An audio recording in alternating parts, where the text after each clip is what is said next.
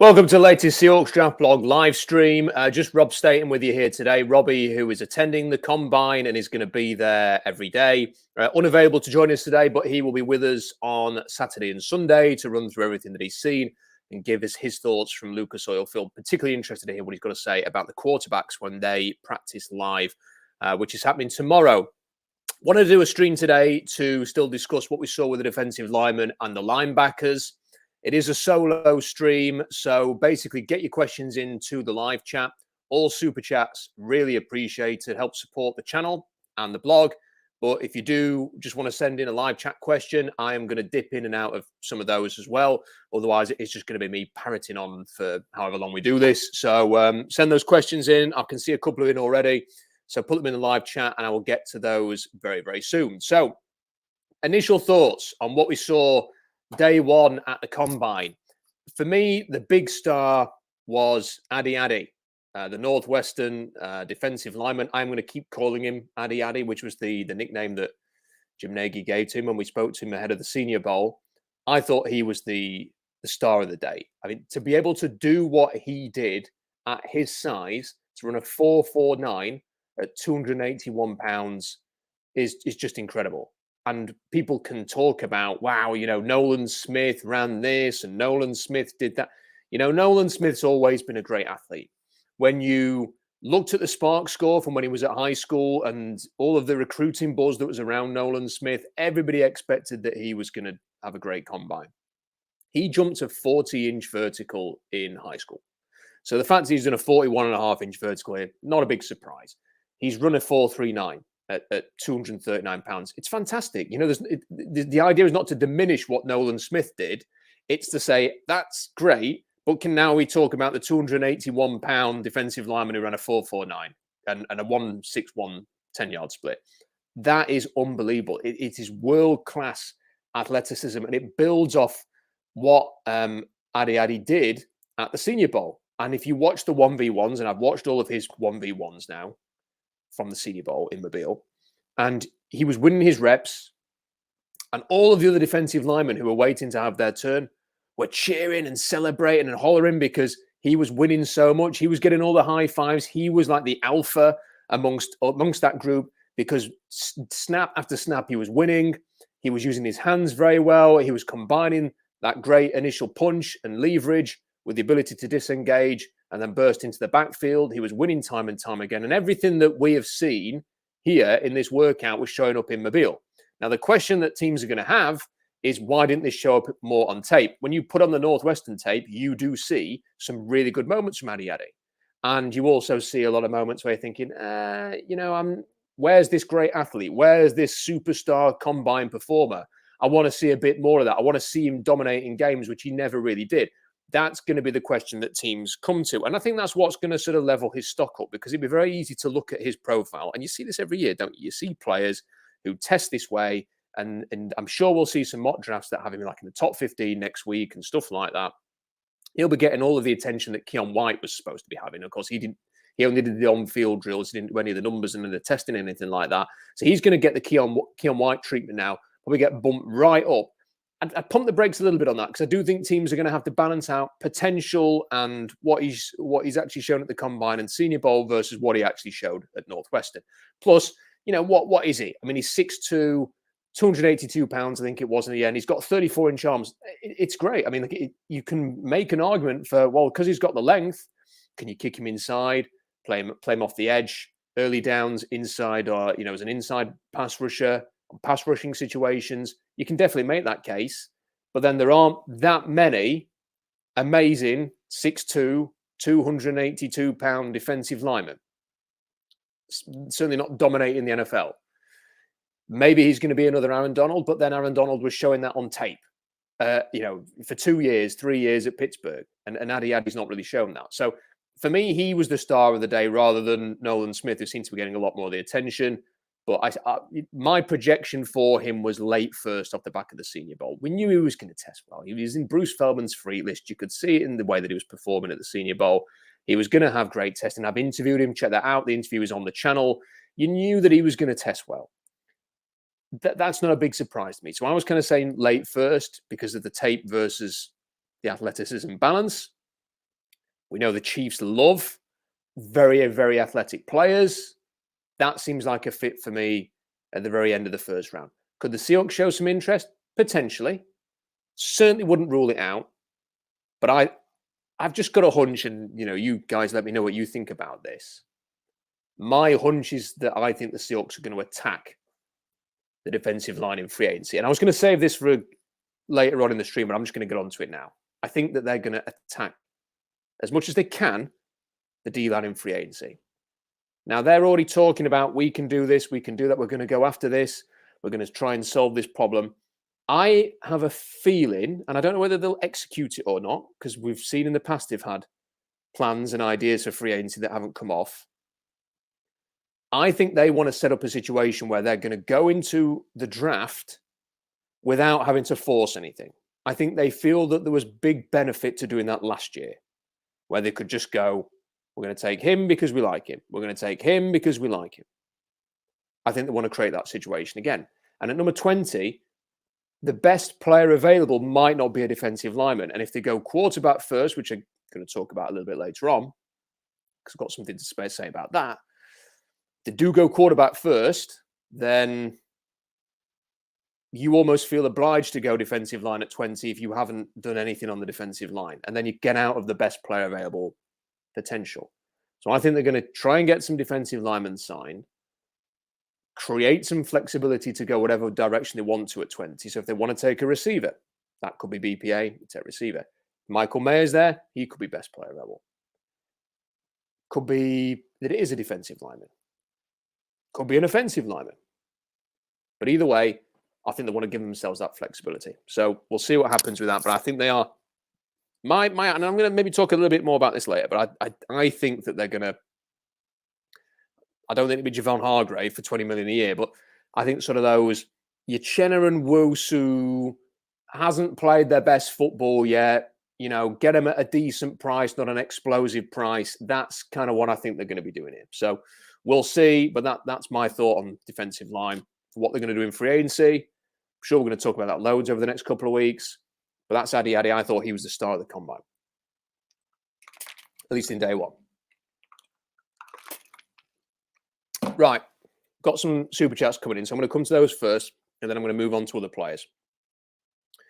Peter has sent a very generous $5 in. Peter, thank you for your support on the super chat there.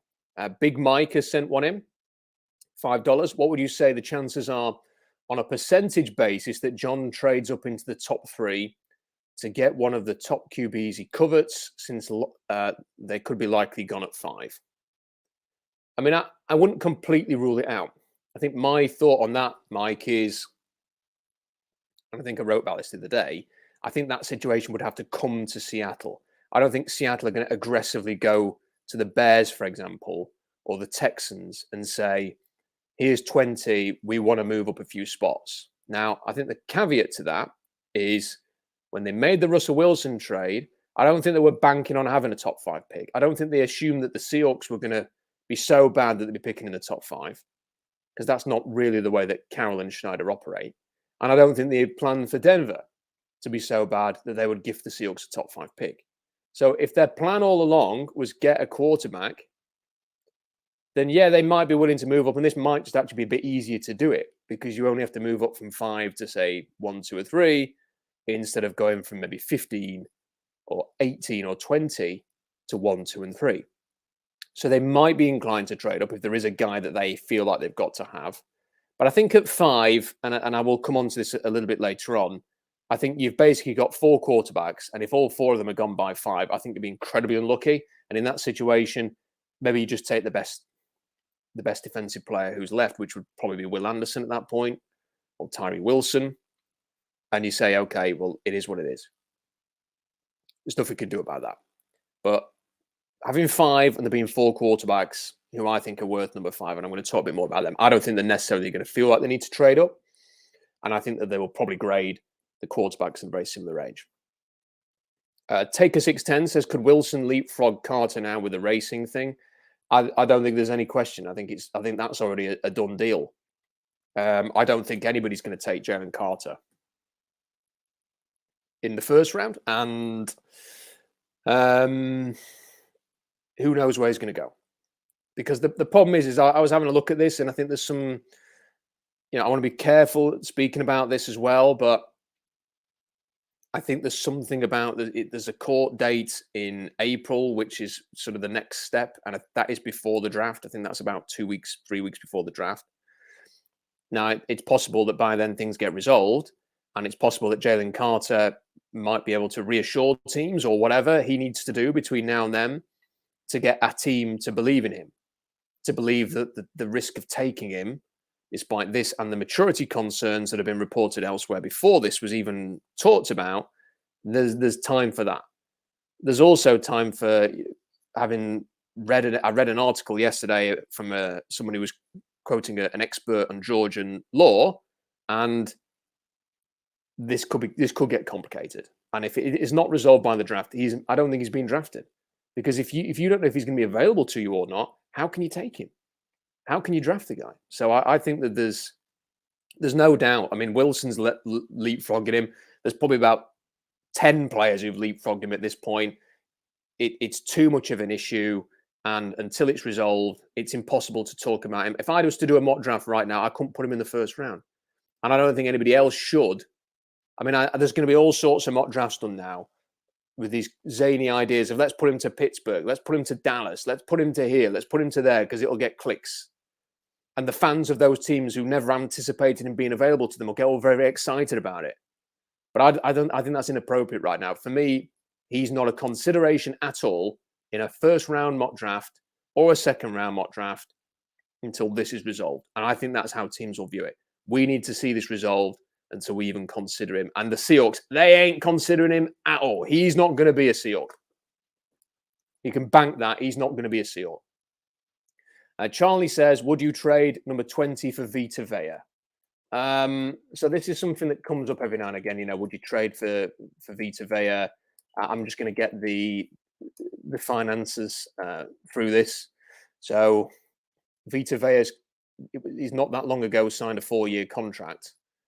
And if he was to be traded by Tampa Bay before June the 1st, they would have a $10 million dead cap hit, and they'd only save $5 million. So I just don't see the benefit in that for them. I know they've got real cap issues, but I don't see why they would consider doing that personally, because it's just a huge expense, $10 million, to rid yourself of one of your best players. And I think the situation that Tampa Bay are in, they're going to have to rework some contracts. They are going to have to create cap space. Even if they did that trade, they would still have to do more. They're going to have to rework some contracts and do stuff like that. To me, that will be... I'd be difficult to stomach, because I think they're going to have to do. I think they're going to have to do a soft rebuild. They've got too many veteran players that they can't get rid of. They're going to have to rework some of those deals, which will essentially recommit to those players. People like Devin White are not going to want to go through a big rebuild, or Mike Evans, or people like that. So Chris Godwin, who's just signed a contract. So they've kind of got to muddle along, get out the other side of the financial issue with Brady's contract being a lead weight, and then go from there, which is why I think that they're interested in Geno Smith, because I think that they feel like he can lead that team. They can win the NFC South with him. They can probably get to a playoff qualification next year or the year after, keeps head coach in a job, keeps the veteran players happy. And then in a couple of years' time, they kind of go for it again. That's what I would think the Tampa Bay Buccaneers are going to try and do. I don't think they're going to blow it up. I don't think they're going to go to ground zero. If you trade Vita Vea, Todd Bowles probably ain't in a job next year, because he's going to end up with an inadequate roster to compete, and he's not in any position whatsoever to have a crap season, and he will just lose his job. So I don't see, and Jason, the general manager, might be in the same boat. So yeah, they are. I don't think they've got the. If it was Pete Carroll in their situation, he'd be okay. They're not in that position. They have not got any money in the bank. They can't trade players away, become really bad. Would I like to see Vita Vea in Seattle? Yeah, maybe, but he's also, a 350-pound defensive tackle who is he like 28 now? Yeah, he's 28 years old. So you're trading number 20. I mean, what, you're going to get 2 of his peak years out of him? And then is he going to be on the slide? He's a big man. So I'd think that'd be an issue. Anyway, thanks for super chats. Keep them coming in, and I'll read some more of those out.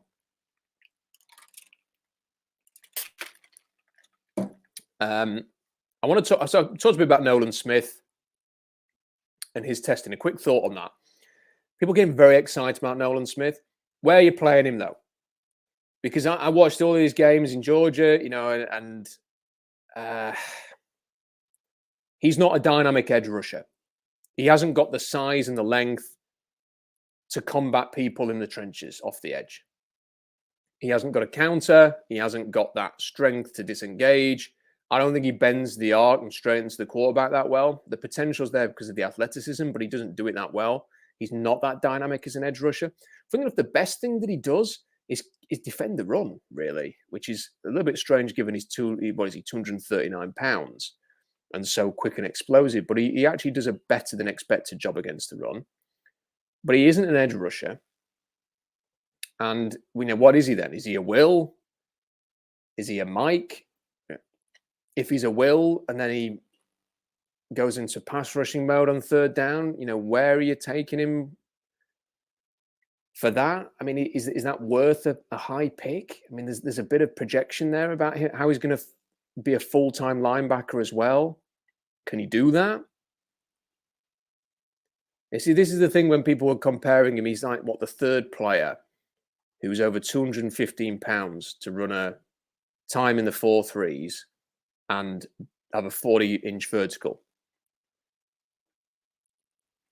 DK Metcalf and Breece Hall were the other 2 players. Breece Hall's a running back and DK Metcalf plays wide receiver. You kind of know what they are. You can see what they're doing in college and say they can do that in the NFL.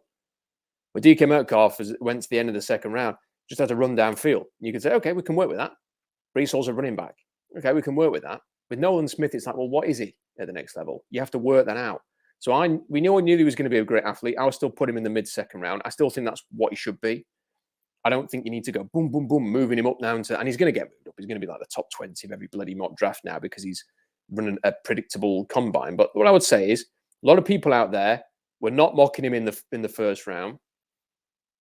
Everybody should have known he was going to test brilliantly before the combine. He's just done what he's kind of held serve. Everyone knew he was going to do this. He's done it.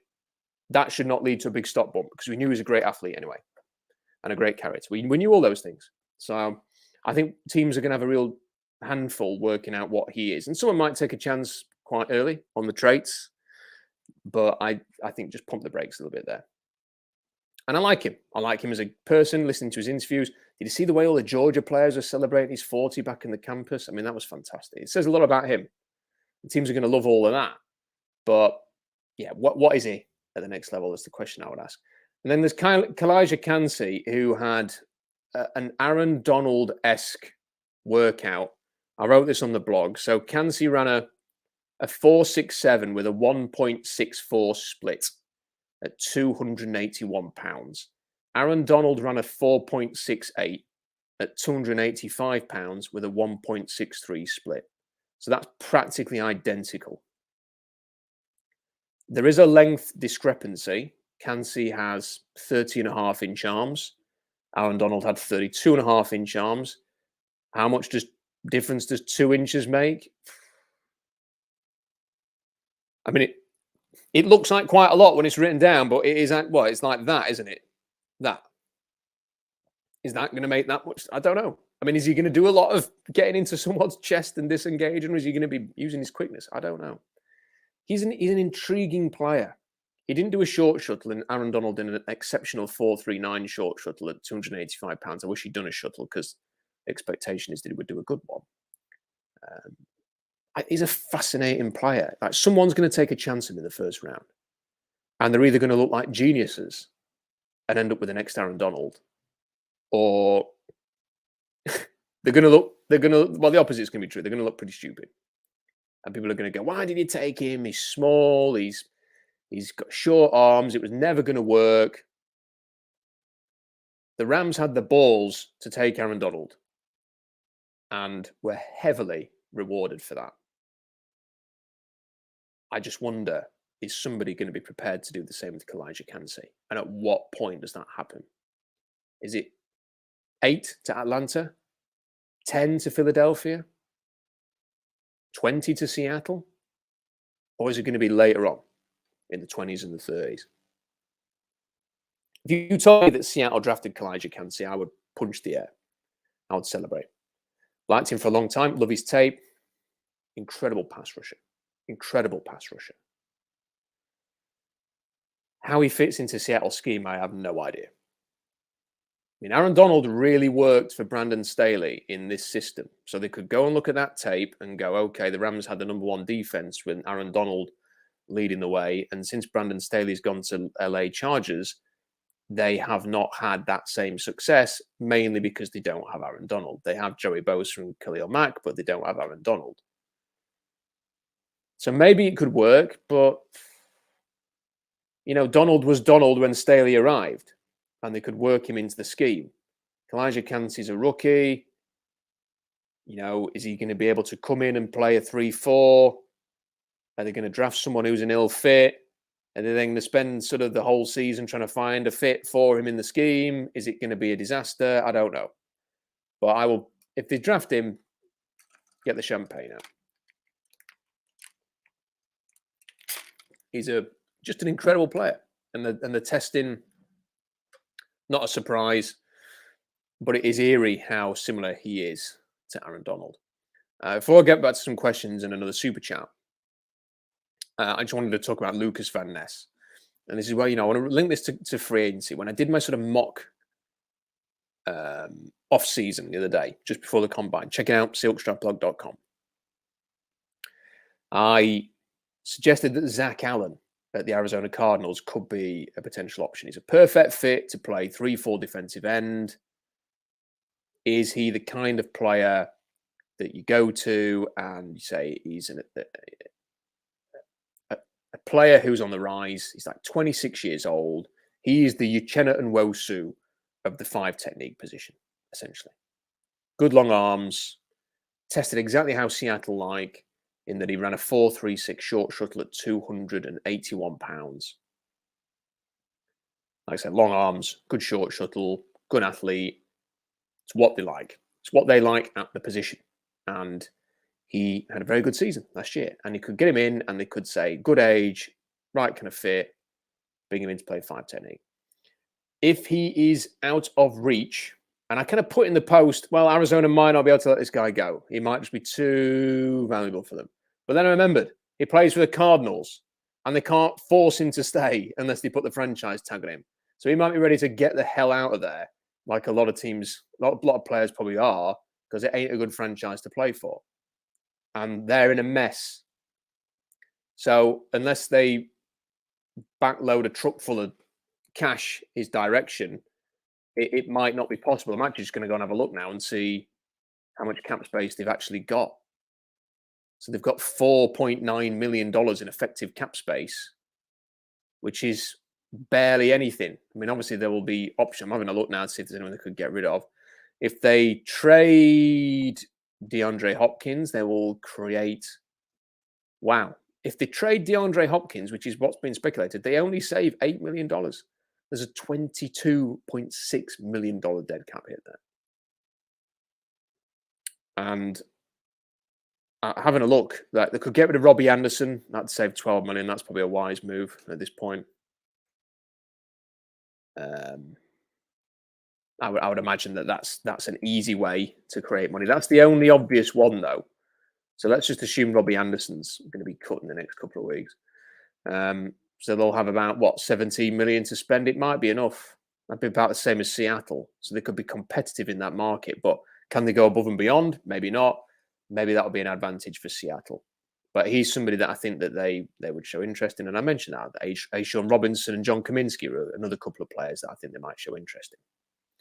But if they can't get Zach Allen, would Lucas Van Ness be a draftable alternative?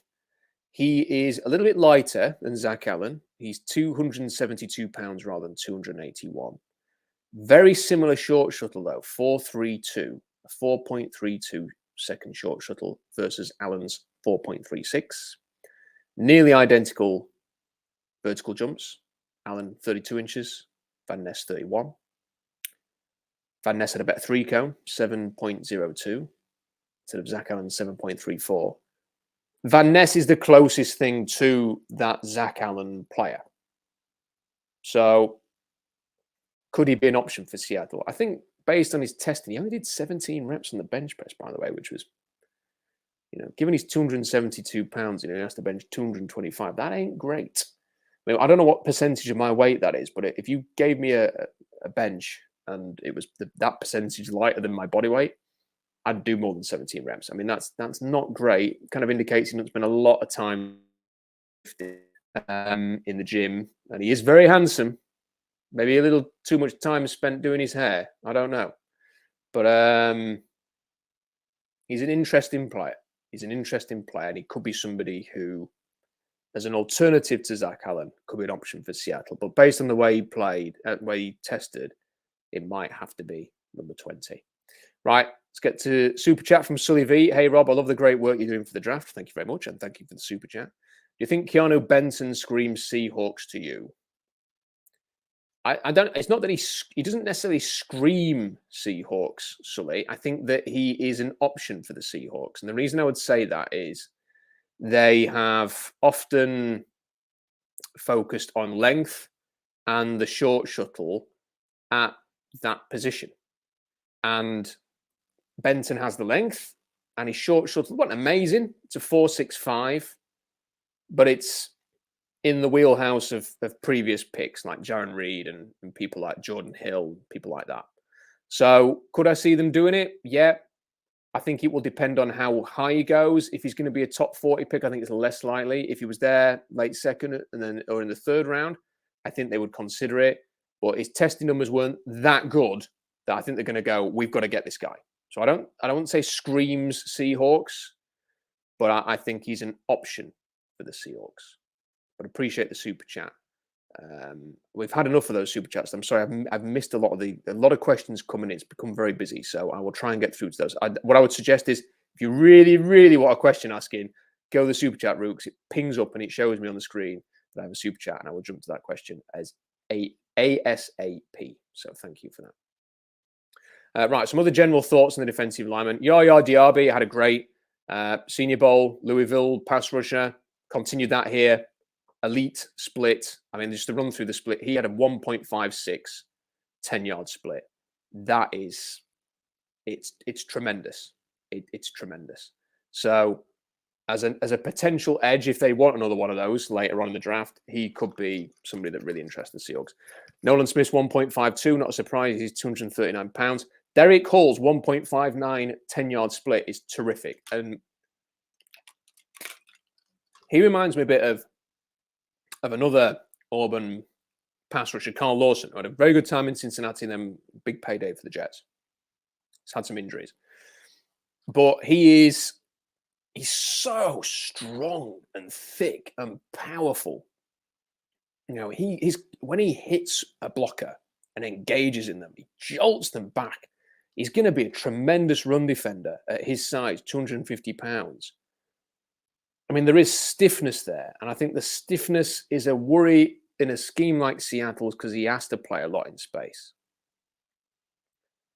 But the brute force that he uses, thunder into people, and clearly he combines that strength with quickness in running a 1.59. So his get-off's good. He's going to get a bump from me for that split. That is very impressive. And he's an alpha.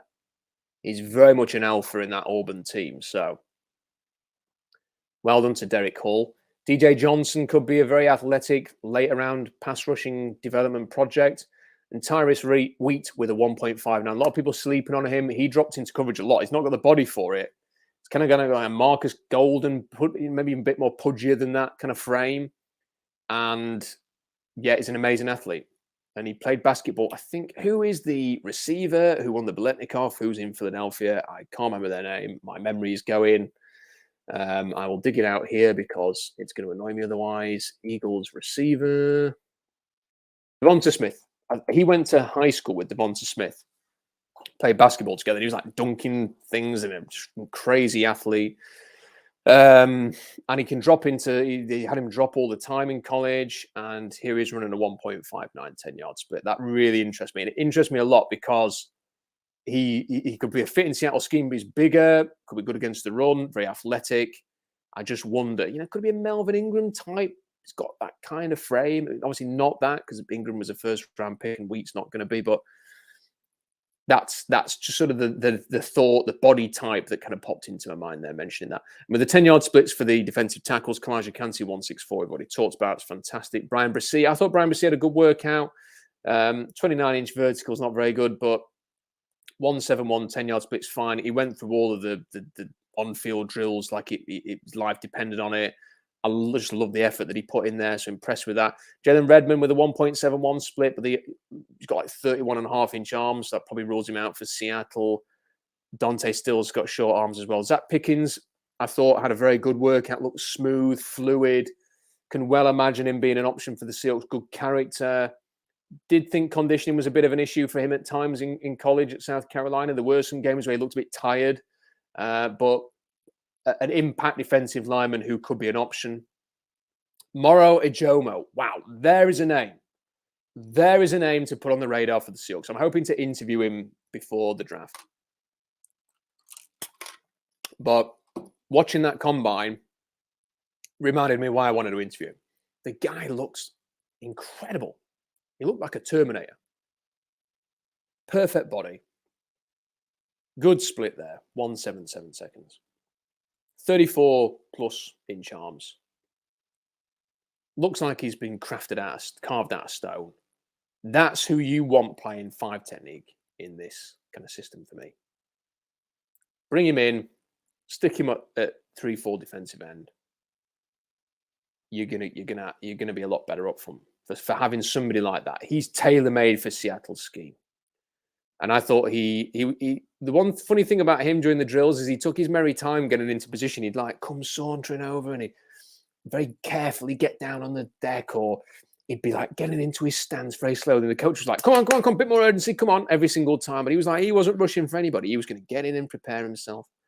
And then he went flying and he did some great testing. So I thought Moro Ijomo had a great day, and wanted to highlight him as well. And, we'll highlight Byron Young. Had a very, very good testing session. He's 25 years old. I thought his tape was underwhelming. You don't really see that quick. He ran like a 4.4. Amazing split, amazing everything. Vertical, broad, the whole works, complete package. Likeable guy. I just was always left wanting more from him. That's Byron Young at Tennessee, not at Alabama. But you've got to say great combine. And for that reason, he will get a bump on my board for the testing numbers that I did not expect. A few other players, Tuli Pelotu didn't run or jump. Obviously, his frame, he's got very short arms. He's stubby. Hard to know what positions he's going to play, but I just love the way he attacked the drills. Great power, quickness. Love the effort that he showed. Gervon Dexter at Florida, his tape wound me up. I thought he was half-arsed for Florida and didn't look like somebody worth paying any attention to. And then you come in, you see him testing the way they did at the combine. You think, why can't you just play with a bit more intensity of fire? Will McDonald didn't look 100%. He's been suffering with illness, and that was evident. He just did not look right, but he still looked more athletic than most of the people out there. So I'll be interested to see what his pro day is. But he did not come and smash it out the park because of the illness to really boost his stock. But we'll see what he does at the Iowa State pro day. And Mazi Smith, this was an interesting one because, Mazi Smith, I had heard length was going to be an issue. Knew he was an amazing athlete. Didn't do any of the testing because apparently a hamstring tweak. But he'll do it at Michigan. Amazing athlete, otherworldly athlete. Wondered about the length. He measured with 34 plus inch arms. Length is not an issue for him. Size is not an issue for him. Athleticism is not an issue for him. Very interesting player. Somebody to keep an eye on. Not just for Seattle, for other teams. Kansas City possibly is an option there. There's a few others. Very interesting player. Can't wait to see him test. So that's pretty much it. I want to talk a bit about Will Anderson and then move on to the quarterbacks. Some more super chats coming in. Curtis says, great work as always. And Curtis, we have to say, what an amazing job Curtis does with his guest posts on SeahawksDraftBlog.com. Amazing. What an addition he has been to the team at STB. Starting to think QB at 5 and a top offensive player at 20 is the way. Build this younger offense to fire off in 2024 and buy some defenders when the safeties are off the books. I think that's a very fair plan. A plan that is very easy to agree with. And this one from Taker610. Did you see DK's dunks at the NBA All-Star game? Dan, I did see that. I even had people who I work with in South Yorkshire sending me WhatsApps going, have you seen this? What is this? This is amazing. They didn't even know that he played for the Seahawks. They just thought it was some guy who'd done it and maybe played in the NBA. I was like, oh, that's DK Metcalf. And funny enough, if you go into there's a shopping mall a shopping centre, as we would call it over here. There's a huge shop, one of the biggest shopping malls in the UK. It's about 5 minutes from my house. It's an amazing place called Meadow Hall. A lot of people call it Meadow Hell because it's busy, but I love going there. There is a sunglasses hut. I don't know if you have that in America, but there's like a sunglasses shop in England called Sunglasses Hut. And every time I walk past it, there's this big video advert in the front of the store, and it's DK Metcalf advertising sunglasses with Justin Jefferson or something. I just find that funny. Every time I walk past it and see DK Metcalf in Sheffield, it amuses me. Anyway, enough of that. I had a question from somebody before I got on to Will Anderson. Actually, I had somebody ask me about Jack Campbell, who had a better testing session than I thought, including a short shuttle of 4.29. Now, the Jack Campbell 4.29 is not in the range that will have the Seahawks jumping out of the seat. You know, that tends to be the 4.0s and the 4.1s. That's the range that gets them sort of really, really interested. So I don't think that's not that spectacular, but he ran quicker than I think like 4.65. Jumped well, looked good during drills. I mean, he does look about 40 years old out there, but obviously he's not. And he moved very, very freely around the field. I was impressed with his workout. I'm going to bump him up on my board, I think, into the 3rd round range. I didn't think his tape was that exciting. I thought he looked a bit cumbersome and slow on tape. And I just didn't see this. I thought he looked old school. I did not see this dynamic fly to the ball linebacker. Yes, he made plays. But I kind of want to see violence and quickness at linebacker. I didn't really see that with Jack Campbell. I just saw what I thought was a fairly average player. I will reassess him off the back of this, but I think probably 3rd round based on the testing is where I'm going to lie, and I'm not sure it's going to move much higher than that. But a dependable player, just not a very exciting player, is what I would say. And certainly not somebody that I'm thinking he's going to solve all of Seattle's linebacker problems. But there we go. Right, Will Anderson. When I was kind of going into the week, and I did partly inspired by Jalen Carter, partly inspired by why I keep listening to John Schneider and Pete Carroll talk about character so much. I wanted to do a piece on character, and I watched the Will Anderson interviews, and I found one on ESPN from a few months ago, and it was the best interview I've ever watched by a college football player. And he's, without a shadow of a doubt, the most unbelievable person. And teams are going to love him. And that might be enough to make him a top 3 pick. And I say top 3 because I'm not assuming Arizona at 3, because I wouldn't be surprised if the Bears trade offers are not red hot. They might have no choice but to stay there. So 1 comes into play. I don't think it's a given that the Texans take a quarterback. I think they probably will, based on how Anderson tested, more than a second. But I don't know if it's out the question that they would take him as like a cultural icon, lead the dressing room, first pick in the D'Amico Ryans era, is a big pass rusher who's got amazing character. I could see that. I don't think they're going to go. I won't mock that just yet, but I could be open to it. And then you've got Arizona at 3. There's been talk of maybe Arizona being interested in moving down, and I think that's probably more likely. I think Arizona's looking at the landscape here and going, we can't draft a quarterback, so we're kind of stuck with Kyler Murray. Who we're picking here, I think they may well move down and be very happy with that. So we'll see. Wouldn't be great news for Seattle if they want a quarterback, but there we go. So he runs a 4.60, Will Anderson. You know, he's about 253 pounds. And so I've just been distracted by Curtis posting a Will Levis quote, and I'm going to have to put it in here. Will Levis was asked why he chose to throw here at the combine when other QBs opt not to, because I've got a cannon and I'm going to show it off. I just love that. I've got a video of Will Levis I'm going to put on Twitter, and I'll put it in our live stream tomorrow. I've got some comments to say on the quarterback class in a second. I'll get onto that. That distracted me, though. I saw it pop in the live chat. So Will Anderson, 4.60 with 253 pounds, 1.61 10-yard split, 1.61. It's not great. I mean, it's comparable to. I mean, Von Miller only ran a 1.62. Myles Garrett only ran a 1.63. Nick Bosa only ran a 1.62. The player that the people on the NFL Network were comparing Anderson to yesterday was Khalil Mack, but he ran a 1.53 10-yard split. And the other thing is I'm mentioning the splits and everything. Well, Von Miller ran a 4.06 short shuttle, a 4.06 short shuttle. Nick Bosa, a 4.14, and Khalil Mack, a 4.18. If you want to be in elite territory with those guys, you've got to run an elite short shuttle. And he didn't do a short shuttle with Anderson. He didn't do anything other than the runs and the on-field. Didn't even do a vertical jump. So I kind of came away and I watched these.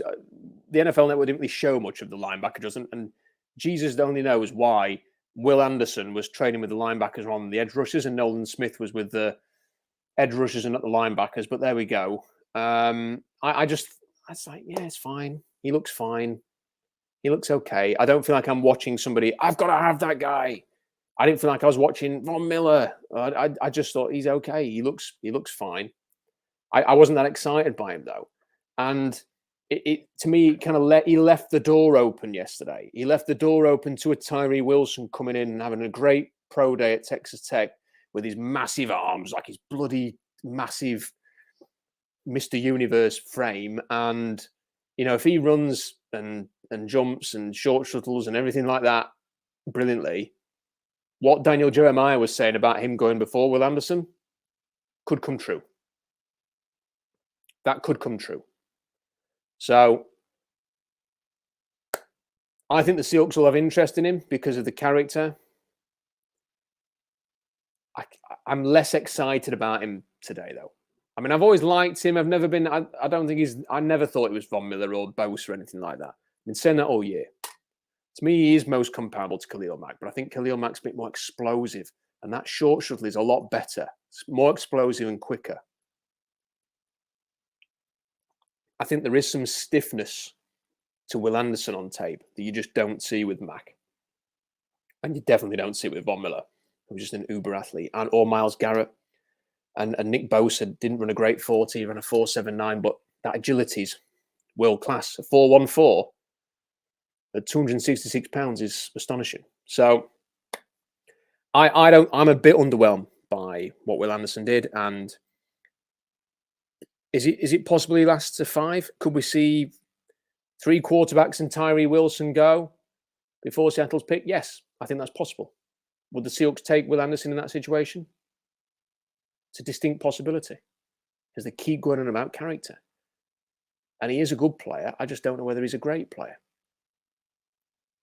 But if the top 3 quarterbacks are gone and they don't like the 4th, Will Anderson could be a consolation prize. And on that note, let's go on to quarterbacks to finish. And if you have any late super chats, please send them in because I am going to wrap up. I think I've read all of the ones out. But if you have any extras, bang them in because I'm going to wrap up after this quarterback point. I spent a lot of time listening to quarterback interviews, trying to find out about the people because that's so important. As I keep saying, massive emphasis on character by the Seahawks. Bryce Young's an amazing speaker. Nick Saban has gone above and beyond to celebrate him as a person, as a teammate. I've personally interviewed Will Levis. Check it out on the channel. Just search for Will Levis on my channel. And unbelievable. And I spoke to people at Kentucky, and I spoke to people who know him, and they all think the world of him. He's beloved. And then CJ Stroud, very good talker. Loved his answer that he gave today. Do you want to go to the Bears number one? No, I don't want to go there because that's where Justin Fields is. And he's a great quarterback. He's their ex-teammates, of course. I thought it was a great answer. He was fully prepared for that. He's a good talker, confident, likable, will be loved in the locker room. The one part I didn't really, I watched some interviews. I thought Anthony Richardson was a really good talker, but no one really talks about how he was known in Gainesville. Nobody really says anything about him. So it was hard to be 100% sure. But then I was watching some of his press conference, and the bloke just oozes charisma. He just looks and sounds the part. I'm going to play a little clip for you here, talking about what it was like growing up. I think he is from Gainesville, or he's from near there. But this is what he was talking about his family. Just have a listen to this. You know, if you ask a lot of people around in Gainesville, you know, I had a black little mountain bike, and whenever you saw me on it, you saw my little brother on the handlebars. You know, I had to take him to school. I had to take him to get food. You know, I had to get him dressed for school. You know, so that's my brother, but I love him like he's my son. You know, I'm just glad that he's a part of my life. You know, I love him, and you know, I just can't wait for both of us to live out our dreams. Do you have any plans for what you might do for your mom with one of your first NFL paychecks? You know, my mom, she doesn't want me to do anything for her, you know, because she said it was her job as a mother to take care of me the way she did. You know, and I'm definitely thankful for her, and I love her. And y'all about to make me cry up here. But, you know, I'm definitely take care of my mom. You know, whatever she wants, she can have it. You know, I don't plan on, you know, I don't have anything in mind, but whatever she wants, and she said, you know, she just called my name, and I got it. So there we go. That's Anthony Richardson speaking at the Combine. And I think just from that small clip, you know, the way he's talking about his family, the way that he speaks, he just sounds, he's got a great voice. He sounds like a star. He looks like a star. You can easily look at that guy and you could easily say, that could be the face of the NFL. That could be the face and the voice of the NFL over the coming years. He just speaks so well. He's just a very, very interesting person to listen to, very well spoken, very mature. And I can just imagine, you know, a locker room really taking to somebody like that, especially when he's out there making major plays and creating magic. Listen, there was a report from Matt Miller on ESPN, and it's Matt Miller. You know, he's the guy who said that the Seahawks had the worst draft in the world ever in 2012. But he said he'd spoken to some scouts who were claiming that Anthony Richardson had the best interview of any of the quarterbacks, better than Bryce Young, better than Will Levis, and better than CJ Stroud. So I'm not surprised by that from what I've watched. That's just one clip, but I've watched a lot more of the way that he's been talking. I think the first mock draft I ever did for this year, I put Anthony Richardson at number 1 overall. And thought, what would happen is we would get to this process, he would throw, people would like him, and they would talk themselves into thinking, yes, we can make this work. That we can get this man to become a star. And people have been talking about this quarterback class for the last however many months now. And I have to say, you know, I think most of the people talking about this quarterback class over the last few months have been talking absolute bollocks. I think there's people who don't know what they're talking about. I think there's people who don't really know how to study quarterbacks. I'm not saying that I have got all the answers, but I'm a bit bored of seeing people going, this player can't do this, or his completion percentage wasn't very good, or he had these, you know, and just sort of either looking at a box score, looking at a statistic, looking at, you know, a bad game or two, or even a bad season, whatever you want to say it is, without looking into any context, looking into anything that's happened, or even focusing on what a player can become, because ultimately that is what the draft is about. It's about what is a player going to be, not today, but in 2 or 3 years' time. You know, if we were going to say, you know, you've got to take no one takes Josh Allen and Patrick Mahomes, or Justin Herbert for that matter. I can remember you've got to learn from your mistakes. I remember watching Justin Herbert thinking, no, there's too many bad passes. The offense looks crap. Why is the offense so restricted? Why is he not getting more out of him? Is it because he's got limitations? You know, it was a bad assessment for me to not just think Justin Herbert's a massive physical, dynamo who is going to come into the league, and once the shackles come off of this crap Mario Cristobal offense, he can be really good. You've got to project. The NFL is a projection game. It's not to say to somebody, look, the number of people who talk about Will Levis and Anthony Richardson and compare them to Bryce Young and CJ Stroud, let's look at their situations. CJ Stroud had, people think that Paris Johnson Jr. is going to go in the first round. I don't, but whatever. And DeJuan Jones were his bookend tackles. He's throwing to Marvin Harrison Jr. He's throwing to Jackson Smith and Jigba, not last year, but the year before. And he got Stover the tight end. He got think of all the receivers that they've had. Olave last year, Garrett Wilson. That's the supporting cast that CJ Stroud has. They can put up 40 points against anybody. Now look at Bryce Young. He's playing for Alabama. They constantly just churn out 5-star recruits, an amazing O-line all the time. All right, the weapons and the O-line maybe not as good this year, but it's still Alabama. It's still Alabama that he gets to play for. It's not like Jahmyr Gibbs in the backfield. Still got an amazing defense. Still going to destroy most of the teams that they play. Now you look at Kentucky. No O-line. They had 2 offensive linemen. They went to the NFL last year. Their O-line was a disaster zone. The right tackle, I could have played better than the right tackle. So I'm joking. I couldn't, but you get the point. He was rubbish. And they got no weapons. Wan'Dale Robinson had gone to the Giants, second round. They didn't replace him. They no tight end to speak of. The running back missed 4 games because of a suspension. He was hit more than anybody else of the top named quarterbacks in college football. Thanks for a quarterback stat. Watch the bloody games. The line's getting destroyed on nearly every single play. If he's taken a few unnecessary sacks, does anyone blame him when he's got absolutely hammered week after week after week? And people want to compare that to the situation that CJ Stroud and Bryce Young faced? Or Caleb Williams at USC playing in the Pac-12? I mean, come on, the Pac-12 versus Kentucky in the SEC? Or Drake May playing for North Carolina in the ACC? I mean, put any of those quarterbacks in Kentucky's offense last year. What are they doing? Probably the same that Will Levis has done. And then you look at Florida. It's the Gators. The Gators, great reputation. It's the Gators. They'll have loads.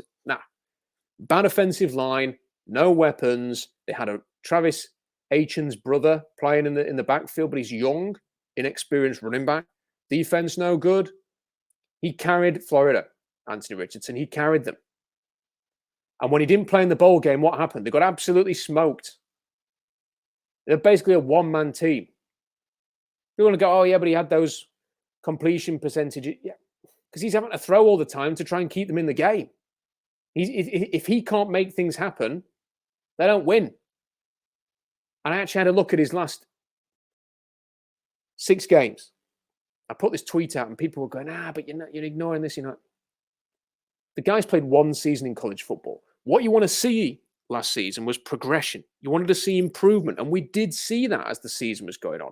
So if he's showing improvement after 1 season, how much improvement is he going to be shown after a redshirt year in the NFL or a couple of years starting? It could be Josh Allen. It could be the Josh Allen process easily if once things slow down for him and he gets proper coaching and he can really dedicate himself to this as a pro rather than in college. There's every chance for him to become a very good player. Anthony Richardson's last 6 games. 16 touchdowns and 2 interceptions. And that was playing Georgia, LSU, South Carolina, who came on really hot at the end of the season, Texas A&M, Florida State, and Vanderbilt, who were really good at the end of the season and gave Florida a heck of a game. And he had 16 touchdowns and 2 interceptions with barely any supporting cast. He just needs time and experience. And you only know this stuff if you watch I have watched every game of Stroud, Young, Richardson, Levis. You can't watch individual games. You can't watch highlights. You can't watch a box score and make judgments on these players, in my opinion. I think this is the most exciting quarterback class we've seen in years. I think all 4 of these quarterbacks are worthy of being taken with the 5th overall pick. I'm a bit bored of hearing about what these players can't do. I want to hear more about what they can do. Again, it's a projection thing.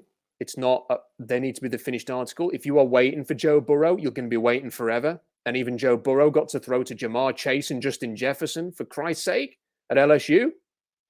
That's never happening again when you get two receivers like that. Being able to throw 60 touchdowns and have an undefeated national championship season where they're barely troubled in any game. I mean, that's just not realistic to expect quarterbacks, to hold quarterbacks to that standard. These are 4 really exciting quarterbacks. And to have 4 that could justifiably go in the top 5 is rare. So the people saying next year's better because they think they know 2 players who might declare for the draft next year. I'm sorry. Find 2 more and let's talk. There are 4 quarterbacks worthy of the number 5 pick. I think this is a very, very exciting quarterback class. Very exciting. And I think if you gave truth serum to people in the league, they'll say the same thing. They'll say the same thing. Not flawless. Absolutely not. Neither was Allen. Neither was Mahomes. Neither was Justin Herbert. So much talent. And it's not. And I watched all of the quarterbacks last year, watched every game they played. There was nobody like these 4 in that draft. I've been watching a lot of Trey Lance the year before. Didn't like him. Thought Matt Jones was limited, but an ideal fit for the Shanahan offense, surprisingly. I did like Zach Wilson. That's not worked out. I think there are reasons for that. I think we all kind of learned a lot about Zach Wilson over the last few years. Trevor Lawrence is Trevor Lawrence. He's coming into his own. This is a really good class. And if the Seahawks can get one of these quarterbacks, I think they'll be in a great position, with or without Geno Smith. We've had a super chat from Jan, who says, Geno resigns, Anderson and 3 quarterbacks are gone. What do you do at number 5? For me, I think you take the 4th quarterback. Or Tyree Wilson. I think that's what it comes down to. I think that, thank you for the super chat as well, Jan. I think at number 5, it comes down to one of the 4 quarterbacks, Will Anderson and maybe Tyree Wilson. They're your 6. And for me, I think unless the 4 quarterbacks are gone, you take one of them. And they could go in any order. I can imagine Anthony Richardson number 1. I can imagine CJ Stroud number 1. A lot of people like Bryce Young. I think the size will be a concern there. And I think Will Levis could go number 1. I think, any of those guys. I think the one thing the Seahawks will love is Will Levis's arm and his history in the scheme. Playing for Liam Cohen. I think they'll be very taken to Anthony Richardson's potential and his physicality. I think CJ Stroud's a good athlete, very physical. Very accurate throwing the ball downfield. All great people. What I will say is that if you look at most mock drafts, they have Bryce Young as the top quarterback taken.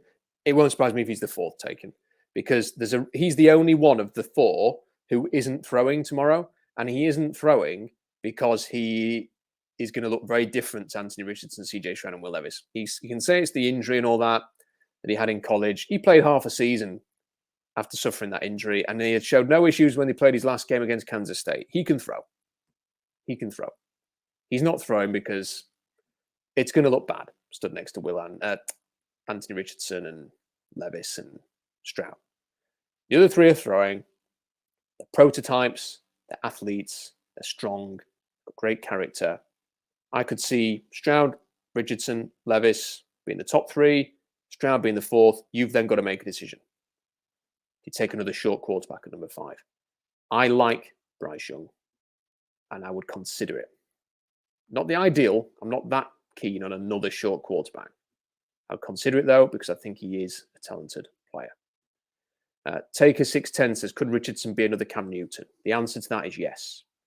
The difference is he's big. He's not like Cam was built like a 6'6" fullback and could plow people over for like 1 yard if needed. Whereas Anthony Richardson's a bit more nimble and athletic when he gets into space and a better straight line runner. So that's what I would say. I think that is it for Super Chats. And I think that's about all that we're going to cover today. So thank you for watching this. Really appreciate the numbers, really good. So really appreciate you tuning in. Can I ask you all, please, to visit SeahawksDraftBlog.com? Because I am going through the process of writing about 6,000 to 7,000 words a day at the moment. and doing the live blogs and the instant reaction to each day. The more eyes that get on that, the better. It makes it all worthwhile because it takes up a lot of my time. I book this week off work every single year to do this, and I'm already absolutely exhausted. So if you would be so kind to check out SeahawksDraftBlog.com, that would be much appreciated. Robbie will join me tomorrow at the same time. We're going to do this, I know it's early, 8 a.m. Pacific time. We're going to do this every day at this time. He's going to join me tomorrow, talk about what he's seen from Indianapolis. He's then going to go and watch the quarterbacks throw, do it again on Sunday, and we'll probably do a reaction one on Monday at some point as well. That'll probably be later in the day. Please like the video. Please leave a comment in the comment section, even if you join in the live chat, just for the algorithm. Subscribe if you haven't subscribed already. And we're going to have so much more Combine content on the way. Lots of interviews before the draft as well coming up. You won't want to miss out on anything. So subscribing, recommended. Thank you to everybody who's been watching along. That's all for today. Enjoy day 2 of the Combine. See you on SeahawksDraftBlog.com later. Bye for now.